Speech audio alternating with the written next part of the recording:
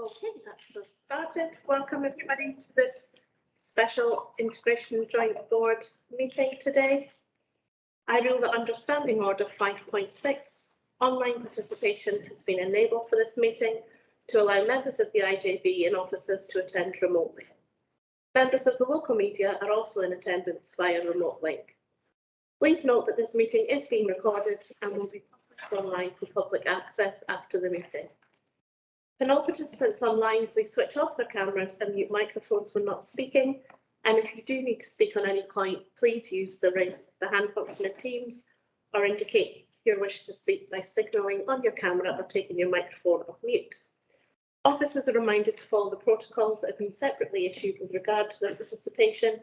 And before we start the meeting, can I please ask the committee officer to do a roll call for members of the IJB online to confirm that they are present. Mr. Carroll. Good afternoon. Mr. Campbell. I'm standing in for Mr. Campbell this afternoon. Thank you, Mr. Robinson. And for non-voting members online, Mr. Williamson. Present. I have apologies for Ms. Morgan, but I believe Ms.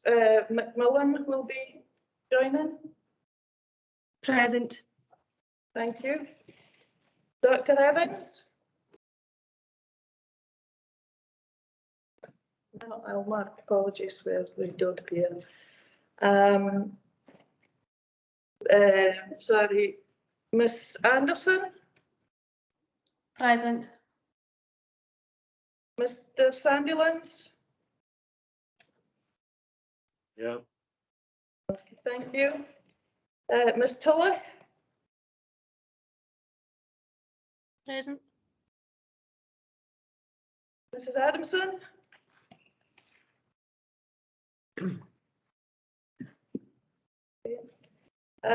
Dr. Laidlaw. Ms. Campbell. Present. Ms. McFarlane. Okay, I'll mark apologies where they don't appear. Yeah, just to say, Dr. Laidlaw, Ms. McFarlane on leave. Oh, So, but they have got deputies in for their part of the meeting. okay.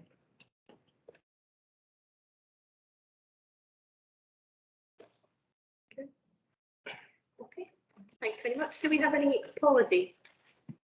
Yes, we do, from Mr. Fraser, but Ms. Manson is substitution. From Ms. Morgan, but Ms. McMillan is present. And from Dr. Laidlaw and Ms. McFarlane. Okay, thank you very much, Lisa. Okay, we'll move on. Do we have any declarations of interests? Glance around the room. I'm not seeing anything online. But if anything does come up as the meeting progresses, please just let me know. Okay, and we'll move on to agenda item 1, which is directions to Shetland Island Council and NHS Shetland. And Brian, I think, is going to start us off here. Thank you, Chair.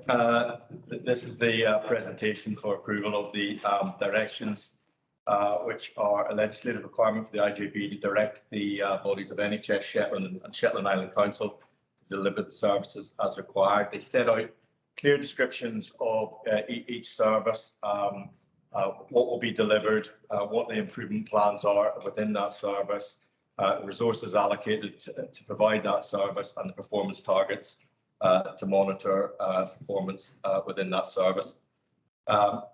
The directions have come forward as a culmination of the new planning cycle, where back in September we started the service planning and then took that forward into budgeting, and then it culminates in the issue of directions. However, it should be stated that the directions are firstly based on a proposed budget that will be confirmed by IJB on the 24th of March, and that within the directions themselves, there's been very little strategic change from the previous directions.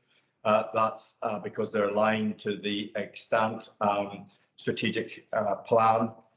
So there has been some rollover of improvement actions, mainly due to pandemic activity that has not allowed those improvement actions to come to completion.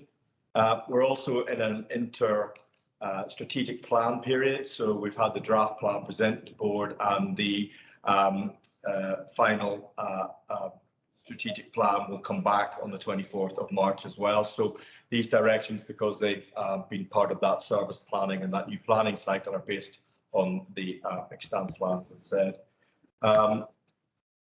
There's also a little bit of work to be done once the directions are approved, just to link the improvement plans into activity with the project management officers to ensure that the outputs are linked to improvement plans, and that there is a project aligned to that within the PMOs as well.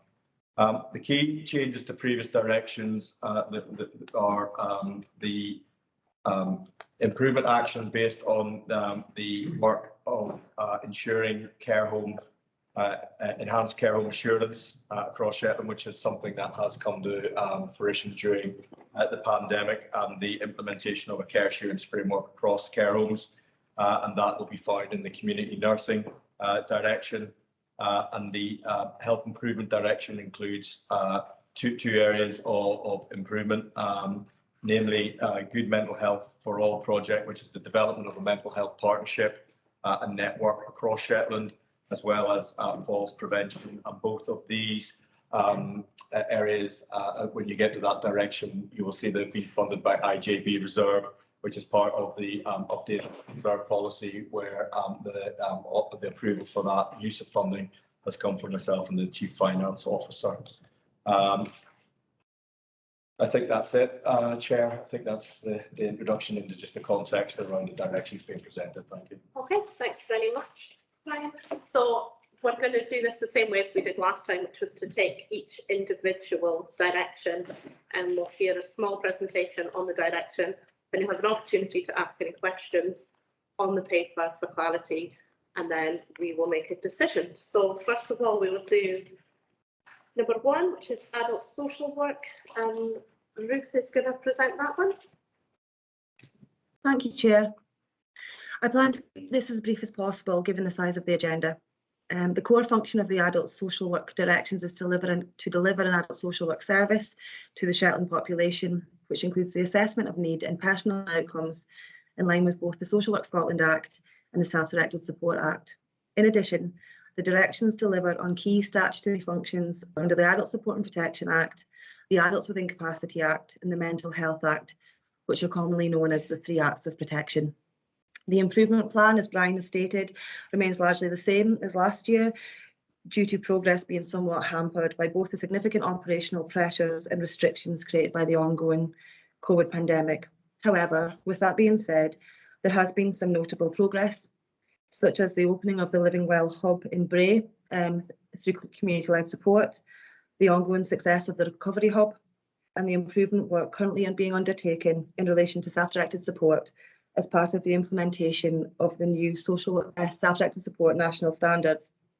Another key area to note in terms of improvement is adult support and protection, given we will very likely be undergoing an inspection at some point this year as part of the Care Inspectorate programme of inspection, whereby every local authority in Scotland is to be inspected in relation to adult support and protection. This was to take place over a 2-year period from starting in 2019 on 2020. However, there have been a number of pauses and delays on account of COVID, which makes it difficult to tell you exactly when we are likely to be inspected. However, preparatory work for this has commenced. In terms of finance, it is important to note that there has been an increase to this proposed adult social work budget, which is largely due to the significant growth to the self-directed support part of the budget, which in relation to options 1 and 2. There are a number of reasons for this, including lack of access to building-based or traditional services as a result of COVID, demographic change, which includes an ageing population, and also increased prevalence of learning disability, as well as ageing parent carers of individuals living with complex and 24-hour needs. And finally, the Home First agenda moved to shift the balance of care out of building-based services and into the community has also had an impact. So that's all I'm really going to say. Thank you very much for your time, and I'm more than happy to take any questions. Thank you. Thanks very much for that, Ruth. We'll open up the questions on this direction. Give it a moment to see if anybody in the room, anybody online? No, I think everybody satisfied everybody's questions then. Thank you very much. Thank you. And I think it's clear to see, although you say there hasn't been much happening, I think it's clear that we've still managed to achieve an awful lot, even considering everything that's been going on. So I do think it's a credit to everybody in that and all our departments for doing what they've done. So we've been asked to approve this direction. Are we happy to do so? Yeah. Okay. Thank you very much. Can I just ask the movers and seconders saying I should actually approve them? Yeah. Is somebody happy to move? Happy to move. Anybody happy to second? Can I second it? Yes. Yeah, I'm happy to second. Okay, thank you very much, Ruth. So we'll move on to item 2, which is adult services. And that's Anne Robertson is going to take us through that one. Hi, thank you. I will try my best to take you through this. I'm very new to the service, so I want to be able to reflect, I suppose, on what's gone before this. But as an overview, the IJB commission adult services, learning disability, autism to provide care and support for adults with learning disabilities and or autism spectrum disorder with assessed needs and those of any unpaid carer in line with the National Health, Wellbeing Priorities and Outcomes. The overarching directions covers the provision of supported living and outreach services, supported vocational activity services, supported employment and training, short break and respite, daycare, support for unpaid carers, assertive community transition service, community learning and disability nurse, and specialist clinical adult learning disability service. So the improvement actions noted in the paper are around working to explore and implement alternative models of service to meet needs, acknowledging the current and forecast to continue trend of increasing demand on the service. And this will be looking at non-service based and non-building based models. Around exploring alternative models and options of flexible and responsive services for individuals living with aging carers or in unsustainable living arrangements to avoid emergency responses being required wherever possible, and working collaboratively to ensure continual improvement of support for young people with additional needs, making the transition into adult life. I think that's probably going to be the briefest presentation you get this afternoon, but thank you, and I'm happy to take any questions I can answer or to take questions away to Claire, Scott, if there's anything that needs more clarity. Thanks very much, Anne. Any questions? Not a question, just a comment. Lincoln? Thanks, Chair. And just looking, I mean, this looks really comprehensive and it's really positive. I suppose when we're looking at things like supported employment and training, I know supported employment is a really difficult nut for Shetland to crack because of the small numbers. So I suppose it's what that's going to look like and what organisations are going to be involved in that, and also how this kind of fits into the neurodevelopmental pathway if we're looking at transition. So tying in with what's happening with that and children and young people services as well. Thanks. Thanks. I think, I mean, and I guess what I'm going to say is covered in the paper. So there is there is the work around project search and that partnership with college. There is the formation of the transition planning group, and that is very much around being able to forecast and foresee the people that will be coming through. The second part that I haven't been involved in, maybe either Joe or Brian would be able to add anything. I see Joe's got her hand up. Thank you, Joe. Thank you, Chair. Yes, it was really to just add in, Lincoln, thank you for your question.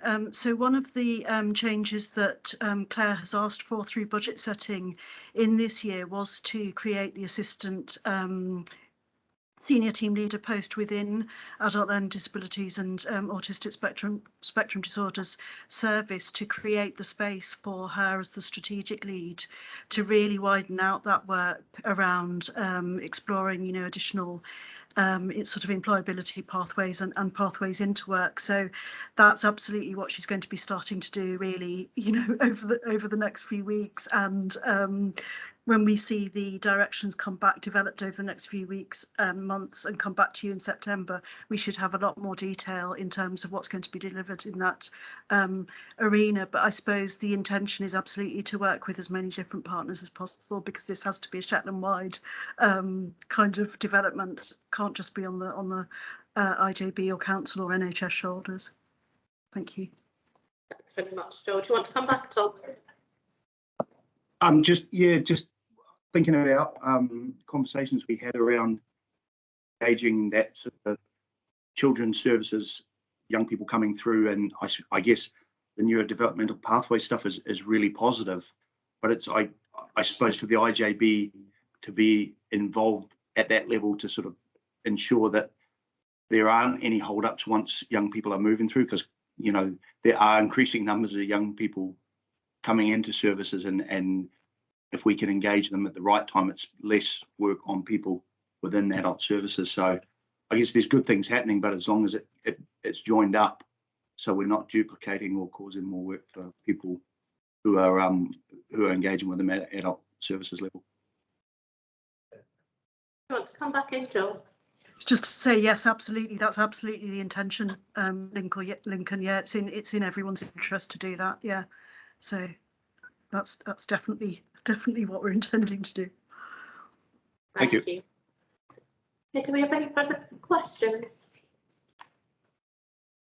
No further questions. Okay, Jane, did you want to come in? It was just really following up on that point as well, that the from an NHS, the clinical strategy, the evidence that came through was very much around that transition. So it's good to see it so prominent and including that whole systems approach, but people did contribute very openly and consistently about that being a major part of life's journey, and we really need to get it right for everyone across Shetland. So thank you for it being explicit there. Thank you very much, Jane. No, I would agree with that. Do we have any further comments? No. Are we happy to approve this direction? Somebody have to move it and second it? I'm happy to move the direction. I can second. Thank you, Gary. Okay, we'll move on to number 3, which is allied health professionals, and I believe Catherine's taking us through this one. Thank you, Chair. Yeah, I would like to describe the allied health professionals directions and the services delivered by 6 distinct services. These are dietetics, occupational therapy, orthotics, physiotherapy, podiatry, and speech and language therapy. And I guess while they're all distinct services, they all have a common theme in that they all offer assessment, diagnosis, treatment, and review of goals and outcomes for patients. Dietetics specifically relate to diet and nutrition input. Occupational therapy relate to physical, mental health and well-being, functional independence. Orthotics aims to prevent and lessen disability of physical problems. Physiotherapy cover physical and mental health and well-being and functional outcomes in response to injury and disease. Podiatry are a lower limb service. They cover prevention, correction, physical health and musculoskeletal health, along with infection control. Sorry, not control, infection prevention. And speech and language therapy are around communication, swallowing and speech. I recognise some of the detail described and the expected outcomes and the improvement plannings are difficult to describe. I suppose I would say I've come into this process sort of halfway through. So I did want to highlight that they will be rewritten, I suppose, as we go along with the strategic plan to try and describe them in a more robust and or focused way so that we create a narrative that aligns the functions and the outcomes and the improvement plans. I did want to highlight some of the work that's ongoing. I guess I would say that it's been a difficult time to operationally and recovering and remobilising from the pandemic. So a lot of the services are in the process of continuing service reviews, but specifically physiotherapy are undergoing an evaluation of the first contact practitioner post. This is just about to be rolled out so that it increases coverage across Shetland and supporting primary care colleagues. Dietetics are doing a huge amount of work in terms of service review, and over the next 6 months, some of their focus will be around weight management services. I guess the other thing to note is that there will be some discussion and planning around how some of the more fragile single-handed services are reviewed and redesigned to be more resilient. I'm happy to, I don't think I have anything else to report particularly. I guess it's quite a broad selection of services, so I'm happy to take any questions that anybody has. Thank you, Chair. Thanks very much for that, Catherine. And I think, yeah, as you said, it does cover a really wide range of areas. So if anybody has any questions on that. Yeah, Alex.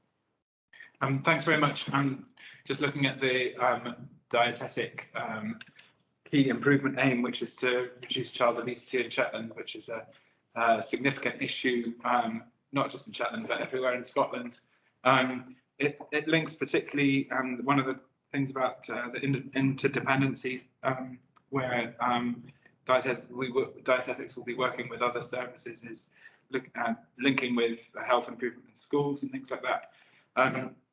Would it be possible for there to be more joined up working, particularly looking at things like the licensing board, given that we have lots of high calorie food being sold within walking distance of most of our high schools in Shetland, whether dietetics could input into licensing decisions, for example, to improve the obesogenic environment in which we live in Shetland. Thanks. Thanks. Yeah, I think I can see Jo has got her hand up. I don't know whether Jo might be better placed to answer that question than me. That's fine. If you want to go ahead, Jo. Sorry, yes, I was actually going to say that it's Elizabeth Robinson who works with the licensing board. So I was wondering if she was able to offer a response to that question. Thank you. You want to come in on that one also?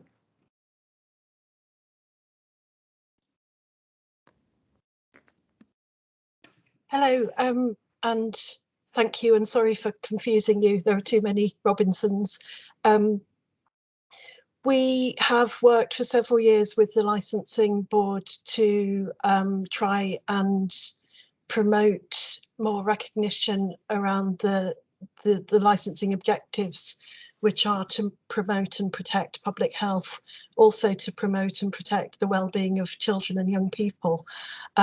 I would need to say it's a work in progress, but we'd welcome, I mean, we will carry on as a public health department, we'll carry on, I hope, as an IJB and health board and local authority, but I do think there is more work that we could do collectively, and I'd be happy to look at how we can do that in partnership. Thanks, Melissa. Okay, do we have any questions on the directions? Anybody? No?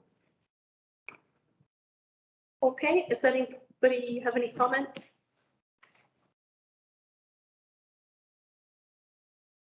No, I'm happy to, is somebody happy to move and second? I'm happy to move, okay. Happy to second. Thank you. Okay, we'll move on to number 4, which is community care resources. And I believe Jane is going to take us through this. Good afternoon. Thank you, Chair.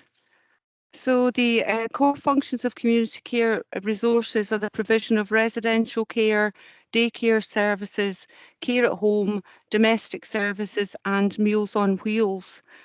And notwithstanding the difficulties presented by the pandemic, there has been progress made in terms of the directions. You'll note that there's a commitment to a 5% reduction in meal preparation visits. The aim of this was to divert resources to develop an enhanced nutritional support service to prevent frailty via Meals on Wheels. And we quite quickly got into a situation where we had reduced the meal prep visits by 27%. I think it's probably stabilised there. But we have now, at the end of January, we're now delivering 154 meals. That service will expand again if we get to the stage of extending the kitchen facilities at ET and Payne, which serve Scalloway, Borough, Tingwall and the south.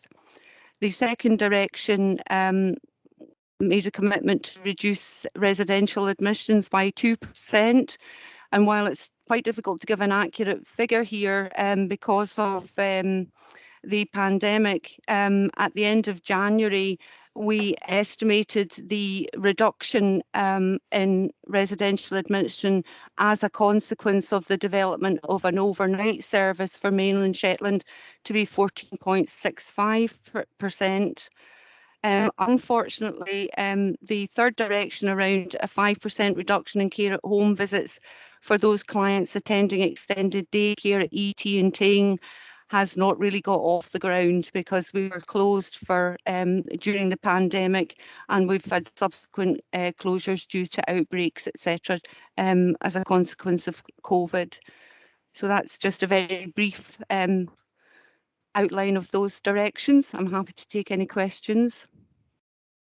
Thanks very much, Jane. And I think, as you've said, there's no wonder that some of those areas haven't progressed as we would have probably seen them if it hadn't been for the last 2 years we've been living through. I'll open it up for questions on these particular directions. Not seeing any in the room or any online. Okay, no questions. Is anybody happy to move that we approve them? I'm happy to approve. So I'll have to move. Anybody happy to second?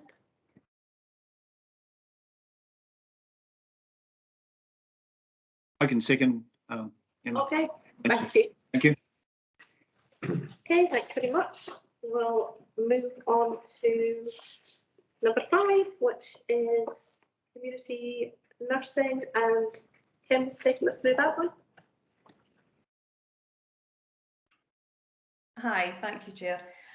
So the purpose of this direction is to deliver nursing and re-ablement services within the community setting to meet the health and care needs of the local population. These services include the district nursing team, practice nursing, advanced nurse practitioner, specialist nurses, non-Dr. Island nurses, intermediate care team, and just newly added to this direction is the enhanced assurance for care homes as well. So as Brian had alluded earlier on, a lot of the directions have now moved very far forward due to work that had to be undertaken due to the pandemic. However, we have made some progress in relation to continuing with the transforming nursing role agenda to ensure we have the workforce that has the enhanced skills to support the delivery of care by the right practitioner at the right place and the right time.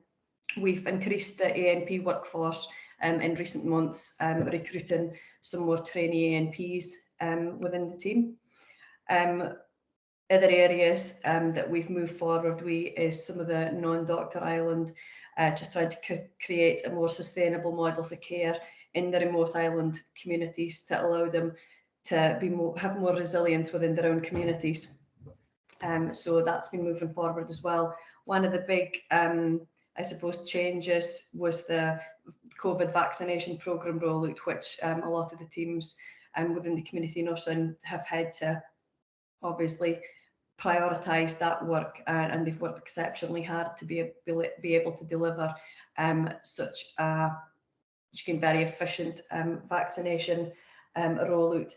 Moving forward with that, there is a dedicated vaccination team moving forward that will be able to be a dedicated team to deliver the vaccination transformation programme across the whole of Shetland for all vaccinations, not just COVID vaccinations.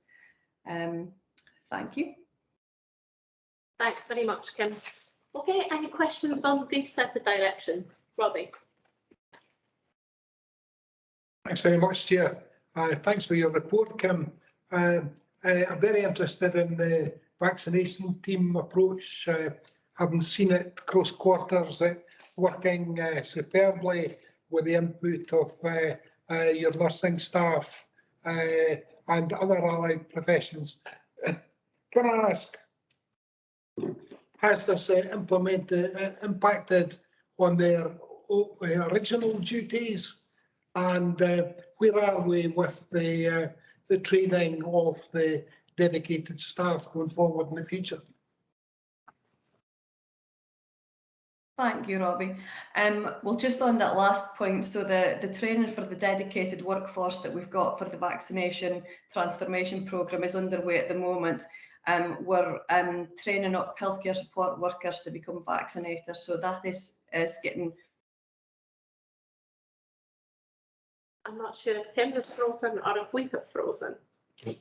Oh, you're back. We just missed maybe that last, just that tiny last bit, if you want to just. Okay, so it was just to say that we have healthcare support workers that we're training up to become vaccinators, so we can have a sustainable workforce moving forward in regards to the vaccination transformation programme. We are also just got funding made available for substantive staff to be able to undertake the vaccination moving forward. So that should be taking place from the 31st of March as well. So at the moment, everybody that's doing the vaccinations currently are fully trained to do so. However, we are just upskilling the healthcare support workers to be able to use that as a sustainable model moving forward and a cost-efficient model moving forward. Thank you. Thank you, Kim. Thank you, Chair. Okay, thank you. Any further questions for Kim?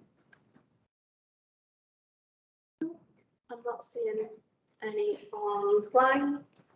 So thank you again. We're just being asked if we're happy to approve. And I think as all these directions we're seeing coming forward, they all have, everybody said they've had improvement plans that they've not managed to achieve. But I think this is a very process situation that we have to show what we haven't quite managed to do yet. But I think all our services need to reflect in the past 2 years on what has been achieved, considering what's been going on. I think everybody has done an incredible job to do the things that has been done in here, and I think the fact that we haven't achieved something on an improvement plan it's fairly irrelevant given the things that we have achieved. So I think this is a process we have to go through, but I don't actually think it's a true reflection on what everybody has delivered. So I am happy to move the approval of that direction.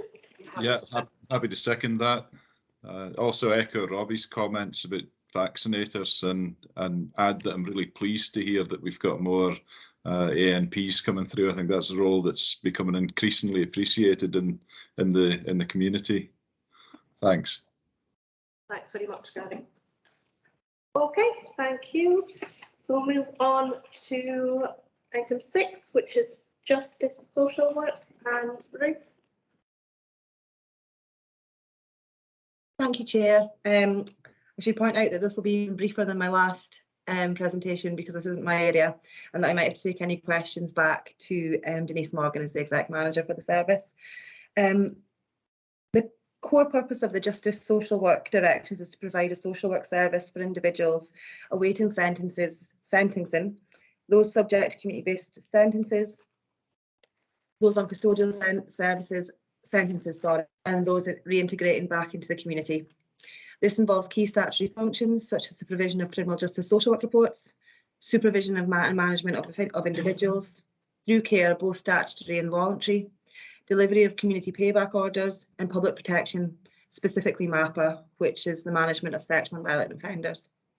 The improvement plan includes key areas such as updating the bail and information scheme in line with the new Scottish Government guidance, reviewing the process for promoting work and how communities are consulted with, developing the restorative justice practices, tackling food and fuel poverty, and a further move towards becoming a trauma-informed service, which I think is really key at the moment.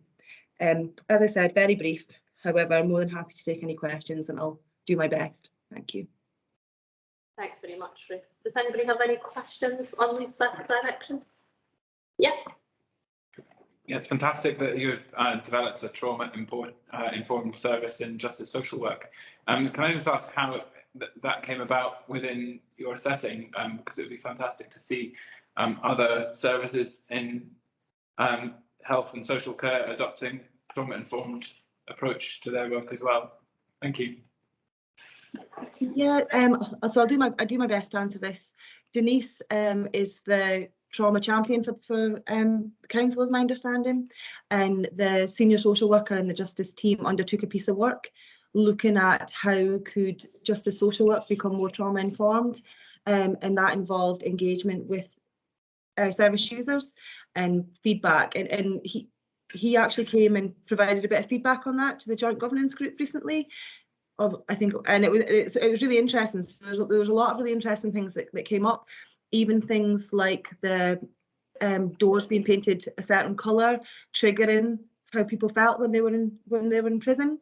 So really interesting, and I think that direct engagement with individuals was really key.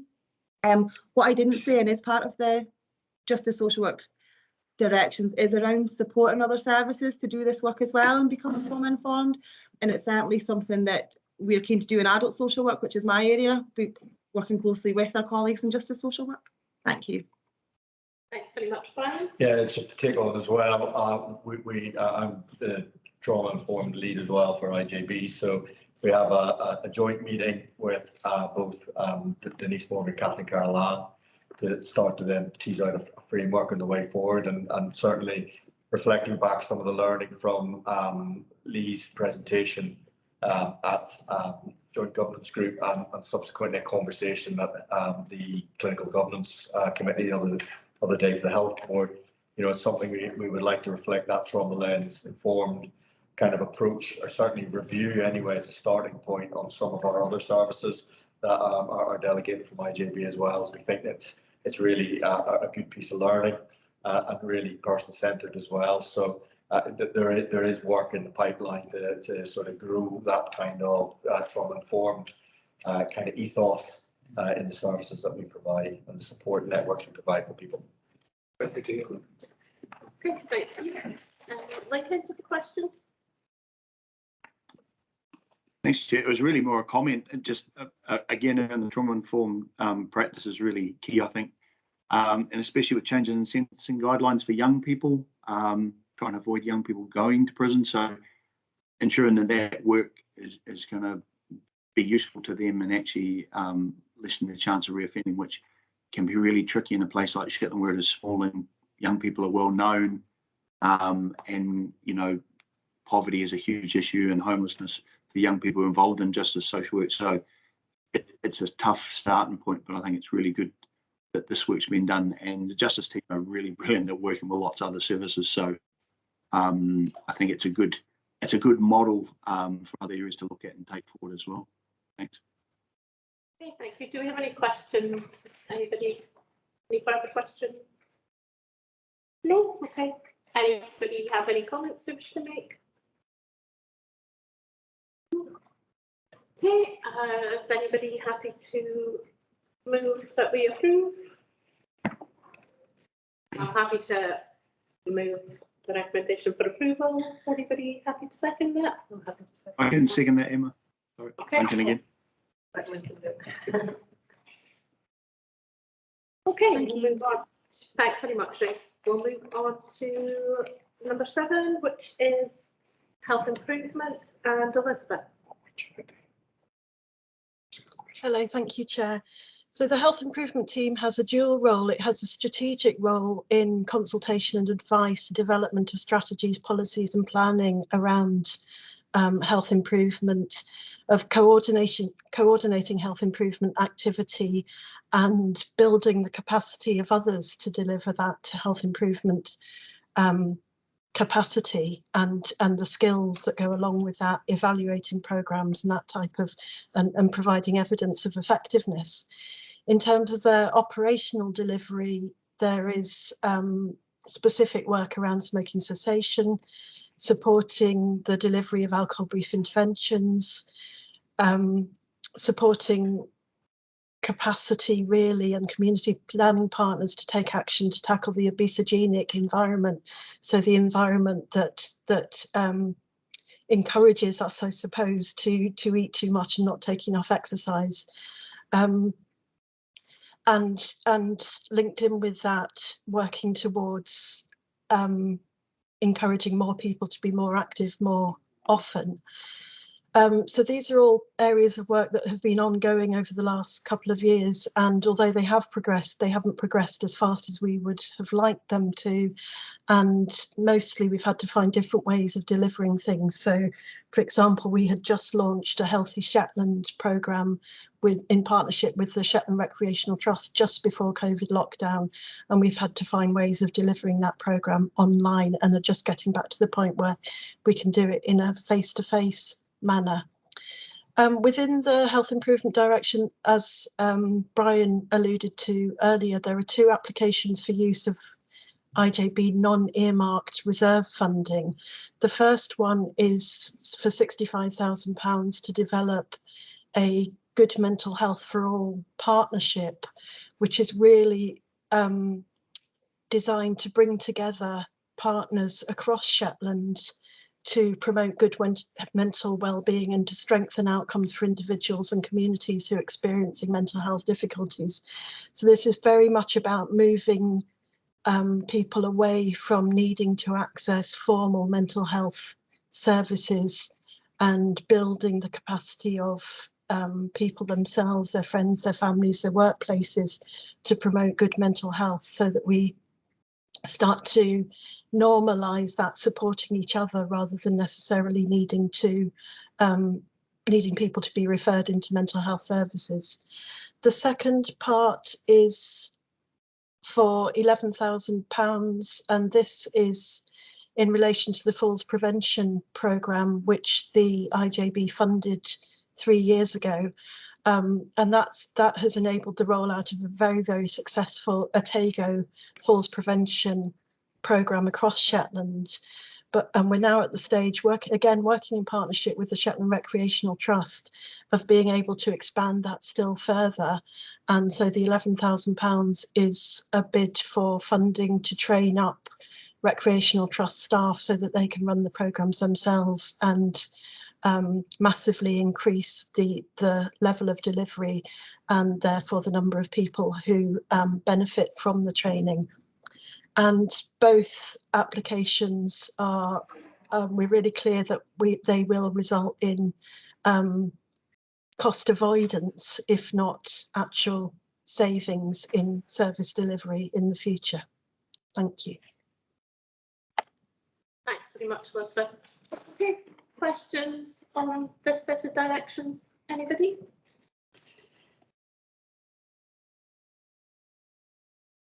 No, I'm not seeing any indications online. Not seeing any in the room.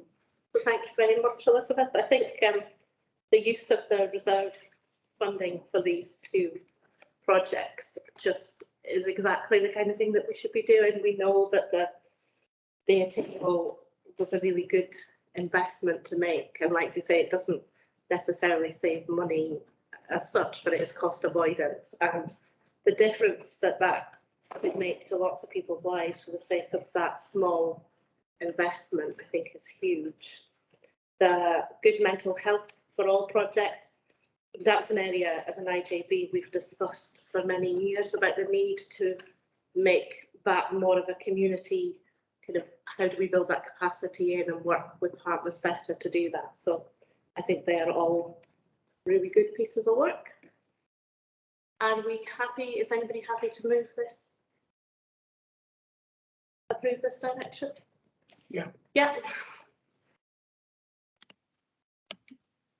I can second it, Em, if Okay. anybody else is. That's super. Thank you very much. Thank you, Elizabeth. And we move on to item 8, which is hospital-based services. And I think Elizabeth's going to take us through this one as well. I am, thank you. Again, I have to confess that it's not an area of expertise, but I will try to answer any questions or queries about it, and if not, take them away. So this direction is about services that are delivered by the NHS on behalf of the IJB. They include sexual health, so the sexual health clinic particularly, renal services, so that's around treating people with kidney disease, and then unscheduled care, which is mainly around accident and emergency services, but also across community hospital and specialist settings. So and those areas include mental health and paediatrics as well. So it's unplanned care, I suppose, and covers the sort of targets around that are delayed discharges, the length of time that people wait in A&E, the number of emergency patients who are admitted to hospital, and that type of thing, and the length of time that people stay in hospital. So it's clearly been very different times for hospital services over the last 2 years. There have been some developments around same-day emergency care, and that has led to reductions in the number of people who are coming to hospital for a period of less than 24 hours, and also a reduction in patients waiting more than 4 hours in the emergency department. So that's very positive. There are still some challenges around recruitment of consultants in particular, and that's something that the IJB has heard about on a recurring basis, but there's obviously a lot of work going on to try and recruit in those areas. And there's a current piece of work around urgent care and how we can potentially use digital approaches and do things slightly differently in that area. And I think Brian would probably be the best person to speak about that if you have questions. Thank you. Okay, thanks very much, Elizabeth. Does anybody have questions on this set of directions?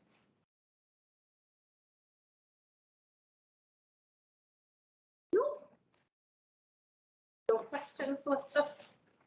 Okay, thank you very much. Does anybody have any comments? No. Anybody happy to? Okay. One second. Okay, thank you. We'll move on to item 9, or number 9, which is adult mental health. And I think Karen taking us through this one. Oh, you're both in the office, that's fine, I wasn't sure. Like a double act. That's fine. Thank you, Chair. Can I start by introducing my job chair, Sean Doherty? I don't think he's presented before at IJB, so just thought I'd give him a quick introduction. So the core functions for adult mental health under IJB have not changed. It's still to provide a community psychiatric service, psychological therapy service, the substance misuse recovery service, the dementia assessment service, community mental health support service, specialist services through our service level agreement with NHS Grampian, and specialist services through managed clinical networks. So similar to others, really, some of the progress in the improvement plan has been slow during COVID due to pressures increased in routine referrals and also increases in crisis presentations, out of hours work. Lots of pressures with off-island care, so Grampian beds have often been full, so we've had to care for people in Shetland that we would normally have transferred to Cornhill. We've also got challenges with recruitment across a variety of different fields within our services. But I did want to point out some of the progress that we've made and we're continuing to make. So with the 7-day nurse service, we're going to go live at the end of March with a test of change for providing a Monday to Sunday service. The MAP standards under the substance misuse service, we're in the process of implementing those standards, and I wanted to highlight a particular piece of work under MAP standard number 3, which is around custody liaison. So we're working alongside the police to do early intervention work and trying to encourage individuals who are not known to us, who the police come into contact with for a variety of different reasons, that they will then try and refer through to our service. And I suppose on a really positive, because everybody for a number of years has been anxious about our waiting times within psychological therapies. This time last year, our waiting times were at 159 weeks, was the longest wait. It's now at 53 weeks. Thank you. Thanks very much for that, Karen, and thanks for that bit of positivity there. That's always good to have, definitely. And it's nice to meet you as well, Sean. Okay, I'll open it up to questions on this set of directions.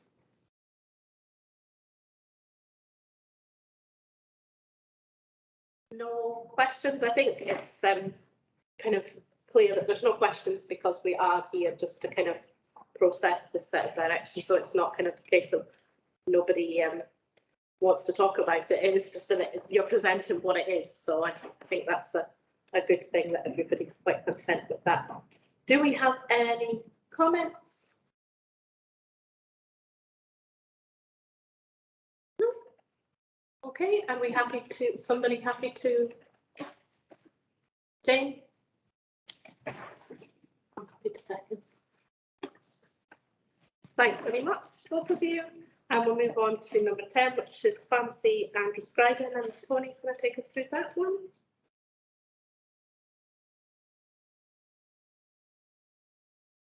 I believe. Yep. He is not here today, so I'm standing in her stead. Sorry about the IT problems. Today I'm going to present the directions for the pharmacy service that have been submitted. So pharmacy medicines remain the single most common intervention we make as a healthcare system for people. So it's really important we have robust governance processes and mechanisms to make those interventions across our islands. And that's what the pharmacy service's main principal duty is to do, is to support that, the governance and the supply of medicines. I'd echo a wee bit about what Emma said earlier around the improvements that we've managed to make despite really challenging operational circumstances, particularly for pharmacy, where our scope has been asked to be stretched within an existing resource, which has been quite challenging. But we've successfully supported delivery of vaccine campaign, and we're leading on the delivery of the treatment of COVID through the antiviral therapies as well. So it's been really encouraging. It's been a broad team effort to deliver what we have done over the last couple of years, and we'll continue to do so. For pharmacy, the directions are hopefully quite clear about what we intend to do. We have made some progress since these were written, and we'll continue to progress through these. These are quite big bits of work. They are time sensitive bits of work as well, that we have only been able to recruit as much people as we can recruit at certain periods of time, owing to the availability of funding. But we're now in a position where we look to be able to offer a pharmacotherapy service across Shetland within this current financial year, and broadening the scope of that through the next few financial years. So pharmacotherapy is outlined in the General Medical Services contract, and it's a broad series of tasks and activity that takes place in general practice day to day. It accounts for about 60,000 items of work each year, which the pharmacy service looks to start contributing towards and delivering successfully across general practice. Also, the team continue to be very integrated. The pharmacy service is a single team. We cross-cover each other. So where acute has faced significant difficulties in the last few months, we've had to draw resource from our primary care team to support the delivery of the key and core hospital pharmacy services. We've been slowed down in the rollout of some of the improvements we wanted to make on the acute side due to this. shortage of staff, but that's improved since we've been able to recruit trainee pharmacy technicians, and we've been successful in attracting funding the Scottish Government to support us to have another pre-registration trainee pharmacy technician in the coming months, which will be supported by our lead technician in the hospital. Technicians are a key aspect of our success over the next few years, and they are there to be their profession in their own right, but also to support the delivery of clinical pharmacist-led services. So pharmacy should be providing expert advice to people, to staff and to the organisation, and that expert advice should be provided mostly by clinical pharmacists who are patient-facing. That's going to be a key delivery for us over the next 2 years. We have cost pressures within pharmacy around medicines. It's important we continue to engage with organisations outside of Shetland, like NHS Grampian, who organise the formulary and administer the formulary, and we are the recipients of their clinical advice and guidance, so their specialist services and decision-making groups that they've got within their own organisation. We've also took some steps to mitigate some of the difficulties with Grampian and implement their own process and approach to prescribing efficiencies, and using some digital software and digital equipment to influence how we prescribe medicines within Shetland. There's a couple of really big projects to take place in the hospital. One of them is the implementation of hospital electronic prescribing and administration, medicines administration records. This is a key enabler for the hospital to turn into a digital delivery system, so that medicines are recorded electronically. There's a paper light approach to hospital management of patients, and that's going to require significant work by the hospital pharmacy team, including the lead HEPMA pharmacist, over the next year. There is a date which keeps getting pushed back, but it's not because we've not been ready in Shetland. It's been because regionally larger boards are less ready in their acute sites to embrace the digital changes that HEPMA brings. Other digital programmes that the primary care team will start to support are the digital prescribing, digital pathways programmes, which will allow general practices to start sending digital prescriptions between the pharmacies and the practice, which should relieve some workload across general practices in the future. I think we need to be careful about how we're using medicines, and using the last 2 years as an example to plan for the future. But if we develop the wider clinical services, so increased availability of patient-facing clinician time, that we will inevitably use more medicines, and that the cost pressures that we haven't seen over this last year will return, because we have more people being seen by clinicians and more treatment decisions being made. So it's to be aware that the last 2 years are not typical of how we would expect medicines to grow, and how we would expect to use medicines. But we haven't been starting as much patients on new drugs or new people on new medicines, as we will do going into the future, where services can be delivered hopefully more easily, and there's a clearer operational delivery for working with COVID. I'll leave it there. There's quite a lot of detail within our improvement plan and where we are with it. I appreciate any questions from any members. Thanks very much for that. And yeah, it's a very detailed improvement plan. There's a lot of information in here.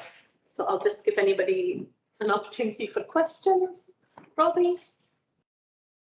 Yeah, you'd be disappointed, Chair, if I hadn't asked questions on this one. Good afternoon. Hi, Tony.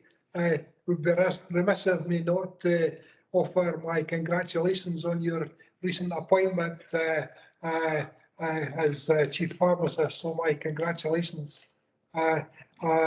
Moving on from there, a couple of questions before I get around from the Chair. As you know, my interest has been promoted by a lifetime in working in community pharmacy.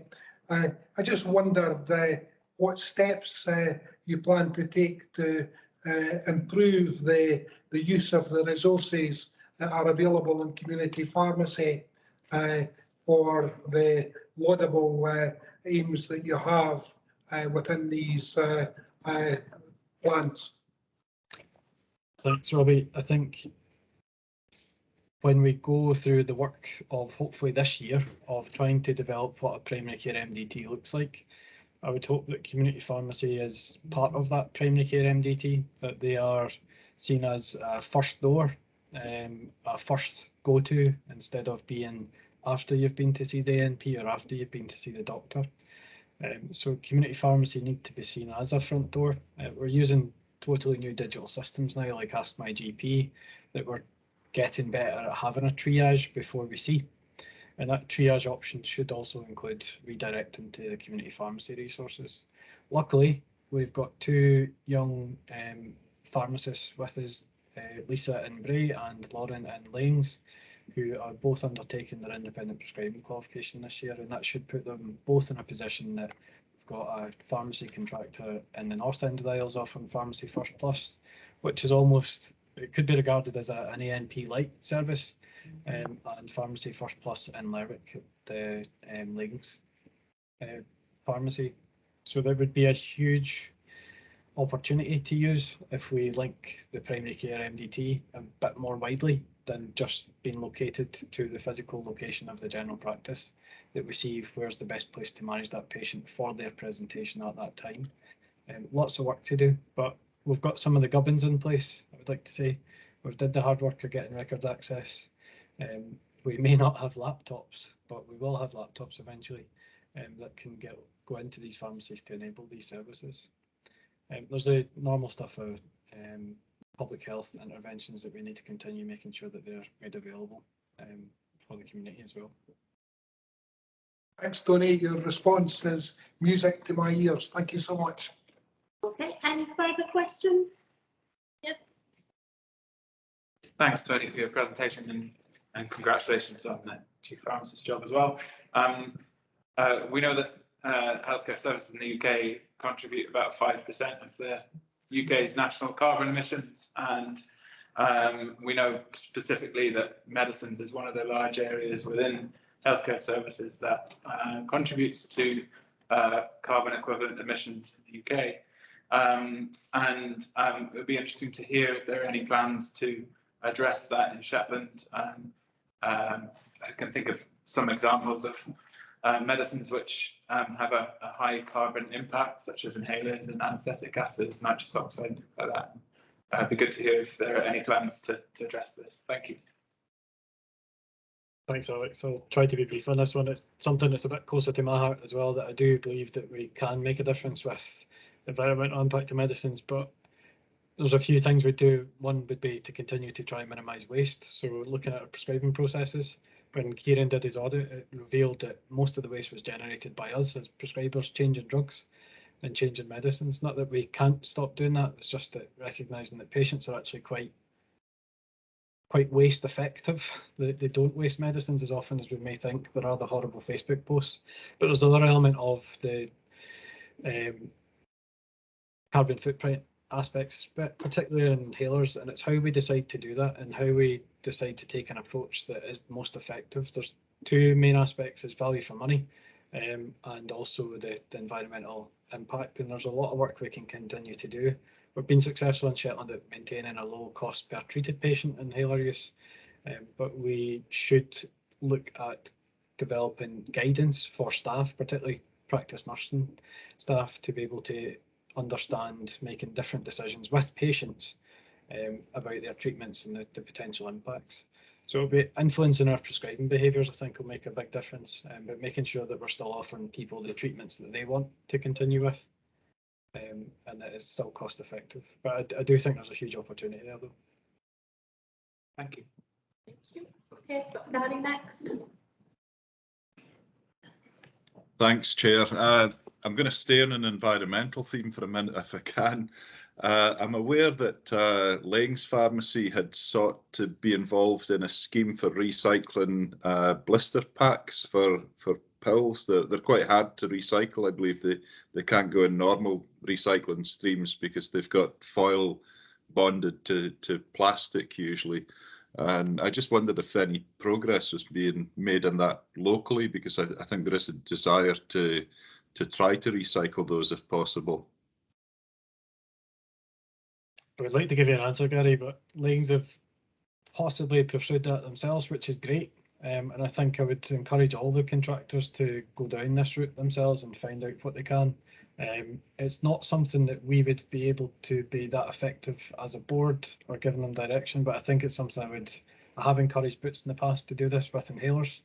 And I think if there's possible waste legislation standing in the way of some of this about handling waste, and if you're processing waste, because you're sorting it, it may be quite difficult. But I know some pharma companies are looking to support this across the UK, but also some pharma companies have withdrawn their support from it, like GSK and the inhaler recycling scheme.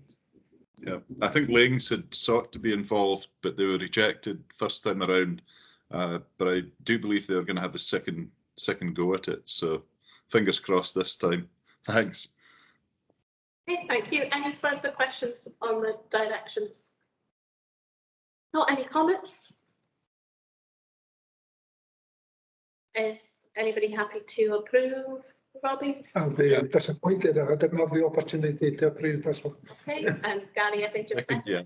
Yeah, super.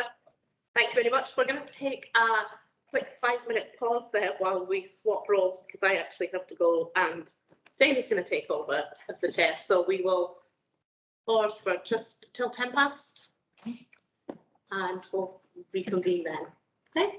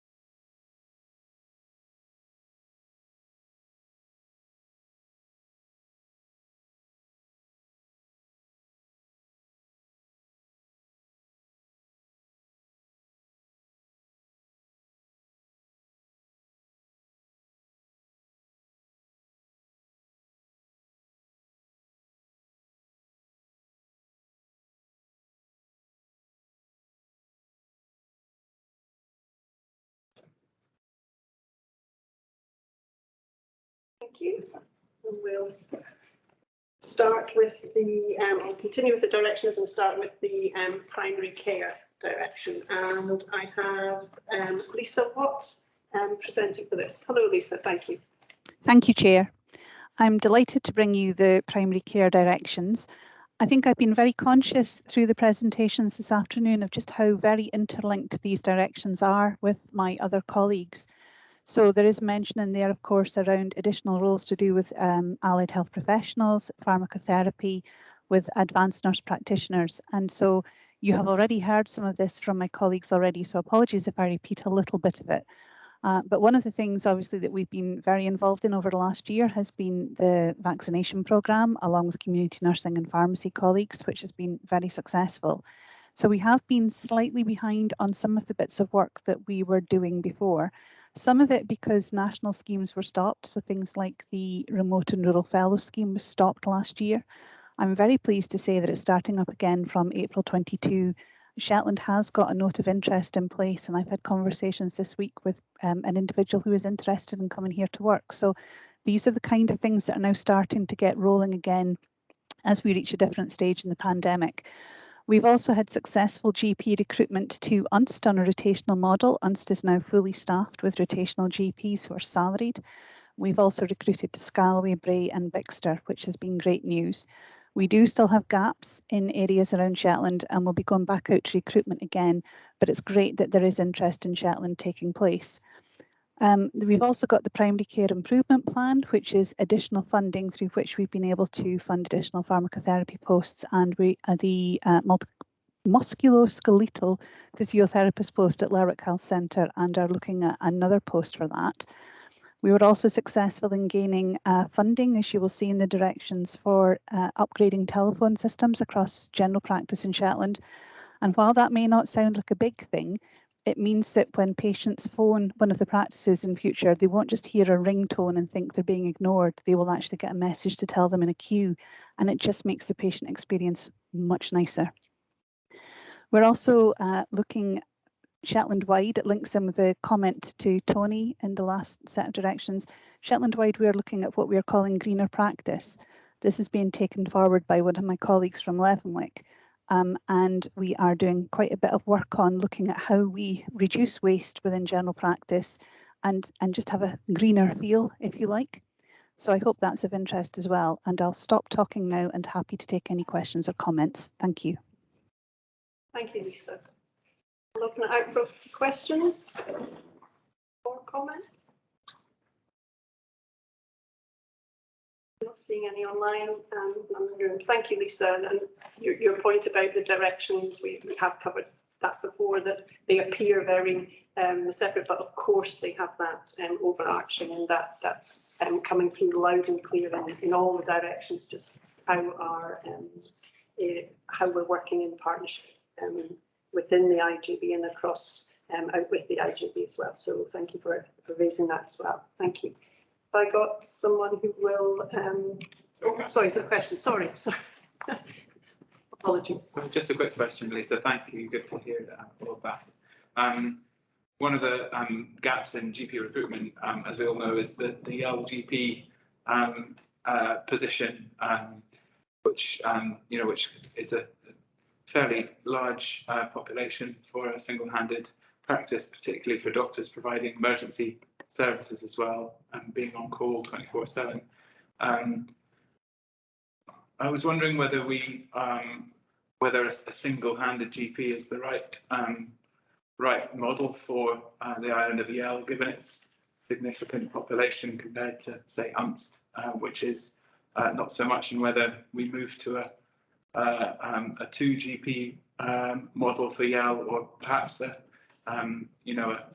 different model involving advanced nurse practitioners. It'd be good to hear thoughts on that moving forward, given that this has been a difficult post to fill, and that getting long-term locums has been difficult just because it's a very hard job. Thank you. If I may come back, please, Chair. Thank you. My apologies. I thought this had already been covered, but clearly I've been remiss. We actually have funding for an additional brand new full-time AMP post in Yell. So we will be going out to advert very shortly for that. And myself, the Associate Medical Director and the Yale Practice Manager had a meeting on Monday to look at how we're going to take forward the recruitment of the GP post. We are hopeful that by being able to say that you are working alongside a full-time advanced nurse practitioner will make that post much more appealing than it currently is. I hope that answers the question. My apologies, I completely missed that. So not at all. Thank you very much. It's good to hear the good news. So yeah, splendid. Thank you, Lisa. I have a approver and a seconder, please. Who's fastest off the unmute? Happy to approve. Thank you, Gary. The seconder, please. I can do the second. Yeah. Thank you. And we'll now move to the directions for oral health. And Brian is going to give us the introduction to that. Thank you, Brian. Thanks, Chair. I can hear you all saying you can take the boy out of dentistry, but you can't take the boy. But I'm presenting these directions on behalf of Anthony Bizzocchi, the Dental Director, who of course can't be here today. So the direction just outlines the core service provision for dental services from NHS Shetland, which will be provision of the public dental service, which is both specialist care for those with additional needs, as well as safety net, general dental services, NHS provision as well. Also the preventative dental public health and oral health improvement aspects, and also the 24/7 provision of emergency dental care for patients in Shetland as well. A lot of the improvement work has had to cease during the pandemic because it actually involved increased footfall in areas where we weren't able to access, namely community care resources, where we were looking at expanding the Caring for Smiles to improve outcomes for older population, as well as Child Smile and the National Dental School Inspection Programme as well. They had to cease during the pandemic. They have started up, so it will be hopefully an ability to just allow people to participate in dental services a little bit more moving forward. I think the final one, just to note, is an aspiration to review the oral health strategy. That was something that does need updated as it is probably due its time. Especially with the pandemic management and really the remobilisation of services and some of the changes that have happened to dental services provision as well. And also the clinical governance framework will need a review, hopefully, the financial year as well. I'll take any questions, Chair. Thank you, Brian, for that summary. Can I go to online first? Any questions from online? Or any comments? Okay, and in the room, any questions or comments in the room? No, I'm not seeing any. So can I have a proposer? Robbie, and a seconder, please. Yeah, I can second. Thank you, Gary. Yes. Thank you. Okay, we will now move to substance misuse direction, and that's Wendy is going to. Hello, Wendy. Thank you. Hi, thank you. So this is the direction that covers the functions of the Alcohol and Drug Partnership, and the main purpose is to deliver the national priorities as set out by the Scottish Government. So these are around fewer people developing problem alcohol or drug use, people accessing and benefiting from effective integrated person-centred support to achieve their recovery in their own right, in their own way. Children and families affected by alcohol and drug use will be safe, healthy, included and supported. Vulnerable people are diverted from the justice system wherever possible, and those within justice settings are fully supported. And people who experience alcohol or drug-related harm do not experience stigma or discrimination.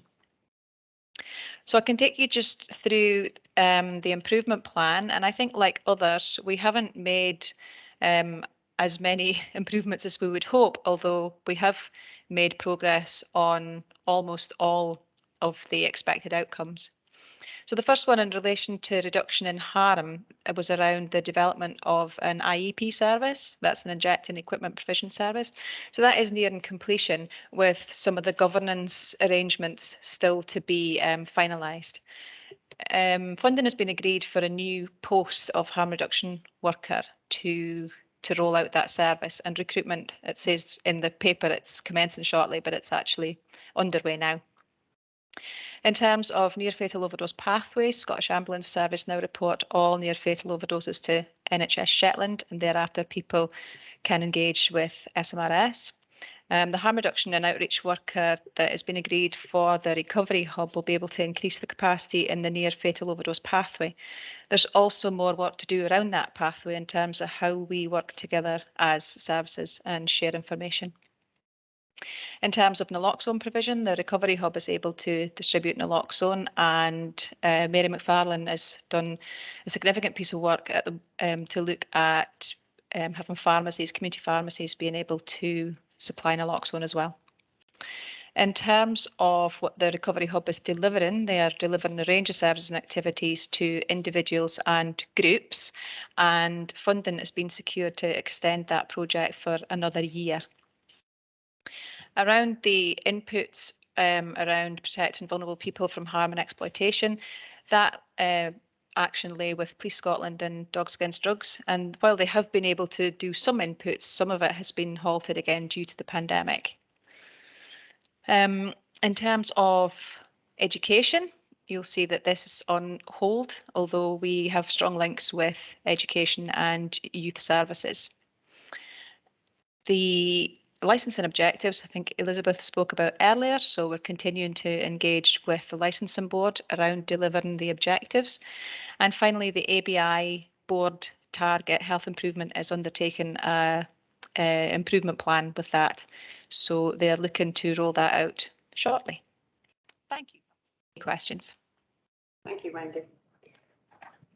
Any questions? I'll go on online first. Any questions or comments? And any in the room? Yeah.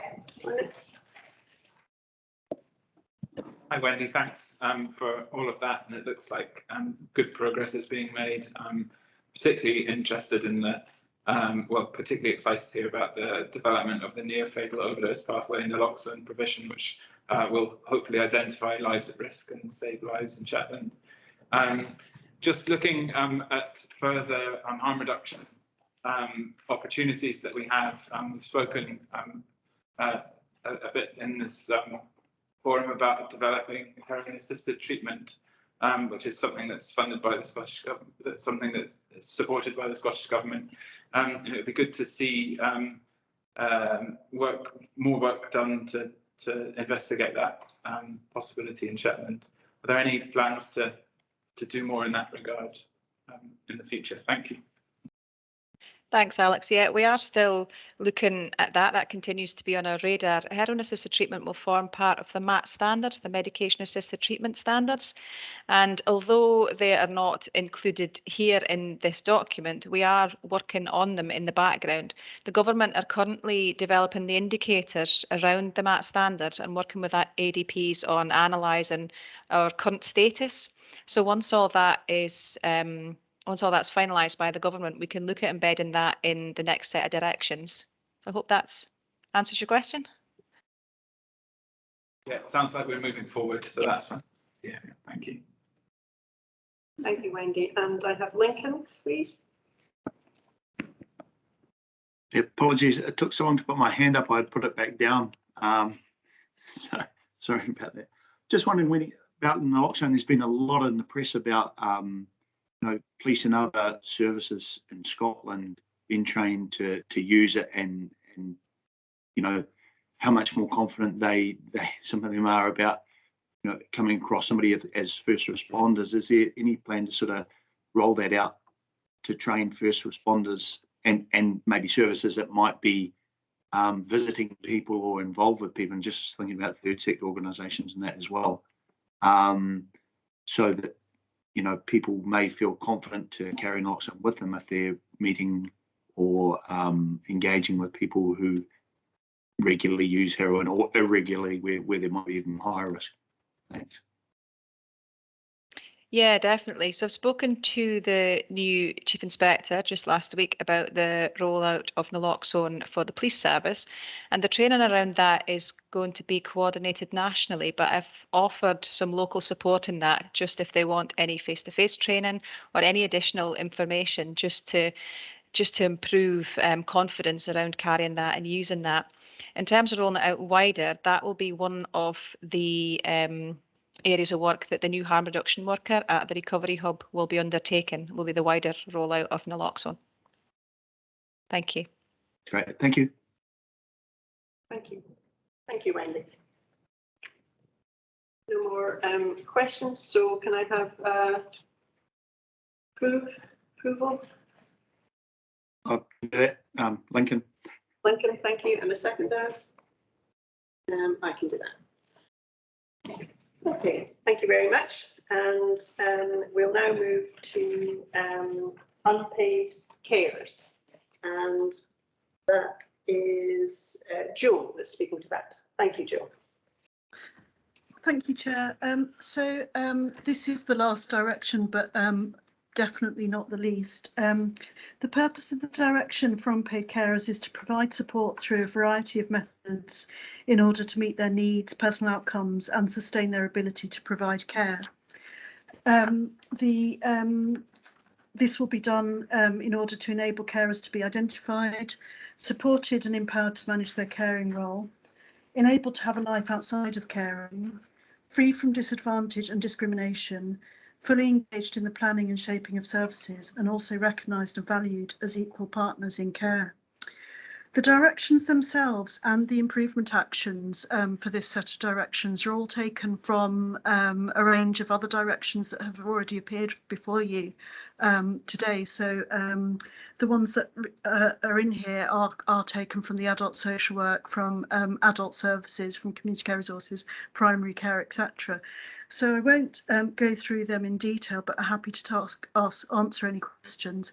What I would say is that our intention going forward is to work far more in close quarters with the unpaid carers, you know, with the voice of unpaid carers across Shetland, and with our third sector colleagues to help them to identify what they would like to be in directions going forward, so that the next set of directions that comes to you in September will be produced by people who are experts in their own right. So we recognise that this set of directions is maybe a step behind where we would like to be at this stage.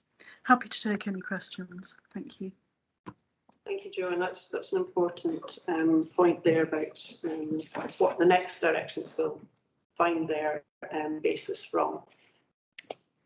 Any questions, Jo? I don't think this is a question for Tony, it's more a question for Carl. You know, I know that the budget for the unpaid carers is spread between different organisations, right? But I still would like to see in this direction is how much money we actually spend, right? Because we have the money we get from the Scottish Government to cover the Carers Act, right? Plus we used to have money that we used to put into the pot before from SIC. But I mean, I've been trying to argue this for years, that we need to know what we're spending on carers and where it's been spent. But we don't have, you know, anywhere that tells us. All the other directions you can sort of say yes, and it comes up at the finance meetings and you can say, oh yeah, you know, we've spent 3 million for 4 million, we're on target. Here, with nothing. I'd like to see, you know, a change in this direction that shows, you know, what we're actually going to spend on carers. Jo, would you like to? Yeah, Carl may wish to come in as well, but we could certainly do that. What we would need to do is just go back over, you know, the original directions that all these components are taken from, and then put those figures in so that could be lined up. But I do think there is a further piece of work to do to try and make it really transparent around what is being, how much funding is available for carers and what it's being spent on. Absolutely happy to take that on board. Jim, do you want to come back on that, Jim? No, I'm happy with that. If we find out what we're actually spending, we know where we are. Yeah. Are we spending all the money that we've actually allocated? We don't know. Okay, thank you. Lynn, see your hands up as well. Thank you. Thank you, Chair. I suppose it's kind of really echoing the point that Jim has raised with regards to the budget, and I suppose more of a comment from me. I mean, your unpaid carers, and the time I've been in post, this has been something that I'm hearing time and time again about, that you kind of real challenge that it has been over particularly the last 2 years, but ultimately it's difficult in the best of circumstances to be providing that kind of wraparound care, and essentially ensuring that there's a clear direction to support our unpaid carers really helps to ensure that that support will continue to be in place, because they need to have a break to be able to function well, to deliver their care and will.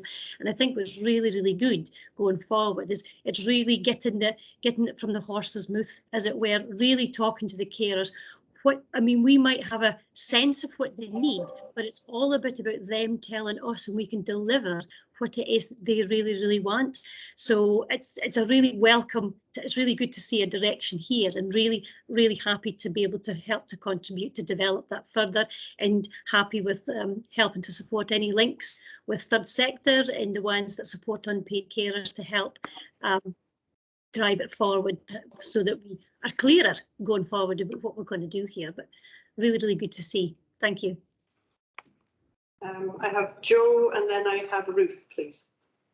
Thank you. Just hopefully it's okay just to respond to say absolutely. I think this has been quite a service-led process in terms of this set of directions, and obviously carrying on from the last set, but it is very much our intention to work in that sort of co-production. That's a bit of a buzzword, but to work with people, to really hear from them and understand what it is that they need and how do we meet their needs. Thank you, Jill. And Ruth, and then Lincoln. Hi, yeah, it was just really to make people aware that I'm just going to open up the email so I can get the right information. That the care inspector are planning to do an inquiry to better understand unpaid carers' experience of adult social work and adult social care, and so that will be kind of across the board. And they're looking at offering 6 partnership areas to have a deeper look. So I did speak to our link inspector yesterday to see what would be required, and I will be putting forward to say that we would be happy to be considered for one of the 6. So that would hopefully give us more of an indication locally about what unpaid carers experiences are and what they feel they need and want. Thank you. Thank you, Ruth.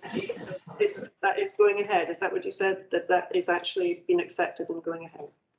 So it's going ahead nationally, but what I can't say is if we'll be one of the 6 local authorities where there's a deeper dive, but I will put our names forward for that. But we'll just have to wait and see, because it depends how many authorities are interested, but there will be a national inquiry. Thanks. Thank you. Just for that clarification, thank you. Lincoln. Thanks, Chair. Just on that as well, unpaid care is I think one of the issues is for people to actually recognise that they are an unpaid carer. So I think, having that information and being aware of that, and I guess that again comes down to when we're looking at young people with autism and additional support needs, learning disability, it's having those conversations with parents at an early age when they're still in education, so that parents are aware that we need to be able to offer support at the right time, whether they want it or not.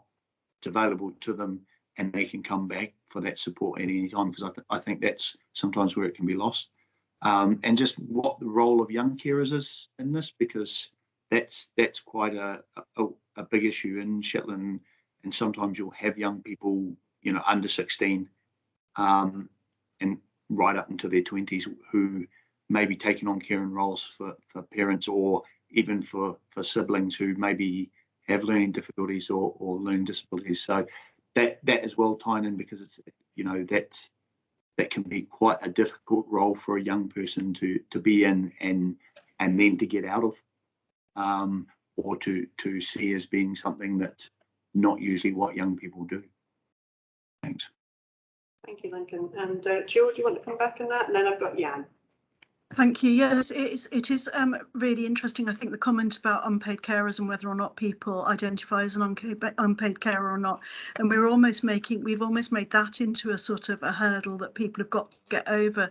They need to see themselves as an unpaid carer before they can then access additional support. So we really need to break down those barriers and say you don't have to have that label before you can access the help, because why should people conform to, you know, a sort of statutory way of viewing that, you know, that role that comes very, very naturally to people. So yeah, I do think that is something we need to focus on going forward.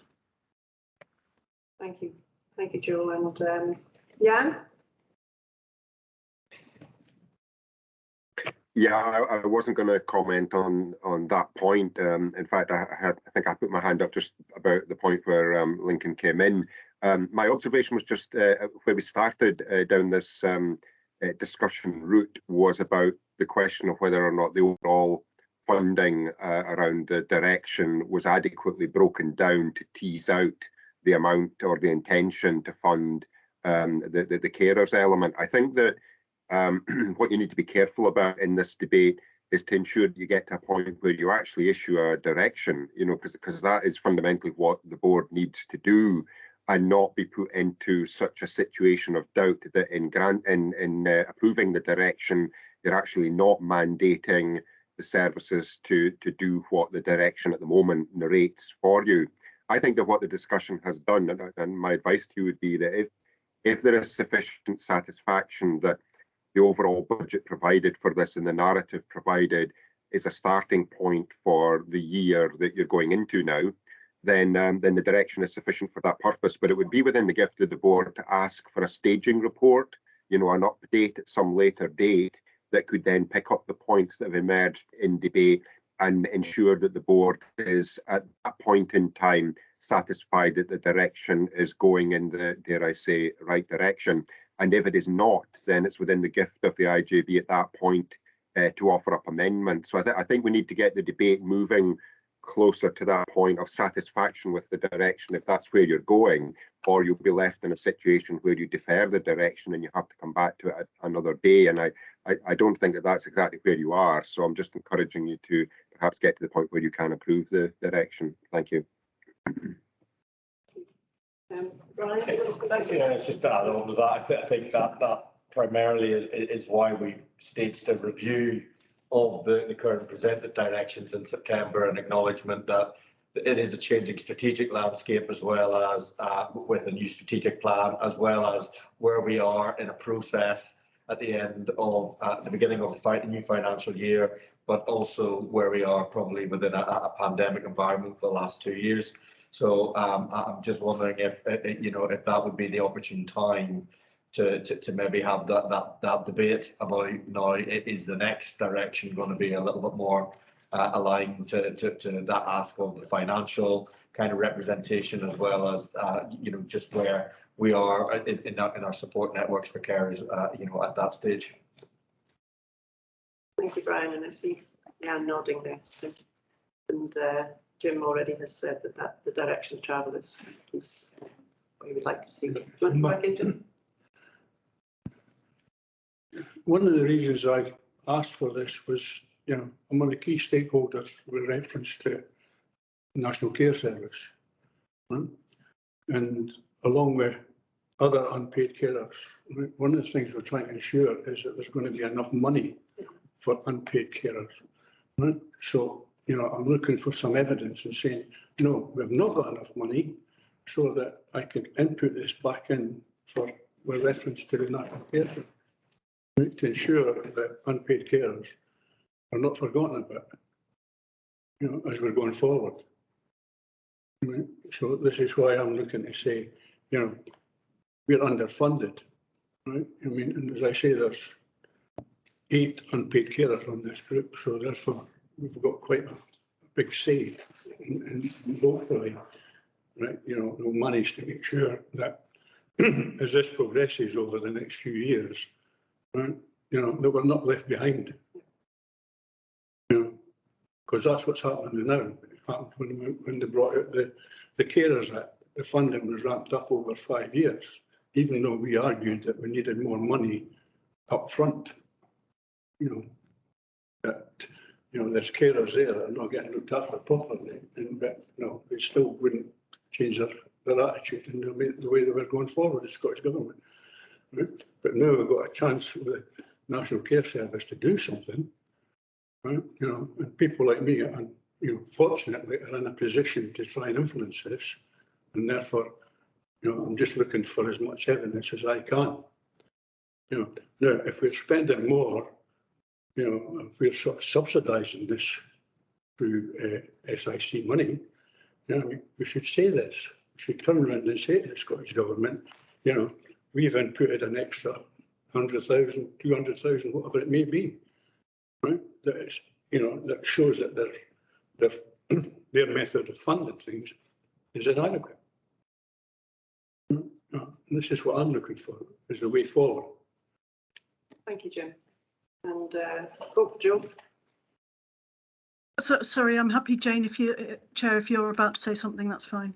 No, I was just going to say it was really important to hear that, and also to matching with what Brian's saying and yourself, that moving to the September directions will be starting from a different perspective, but it has to take into consideration for all the directions the National Care Service and how we are through the directions demonstrating what Shetland is aiming for, but what Shetland is also delivering in terms across the whole system of what is a very different set of circumstances here in Shetland. So happy, Joe, if you want to add anything to that.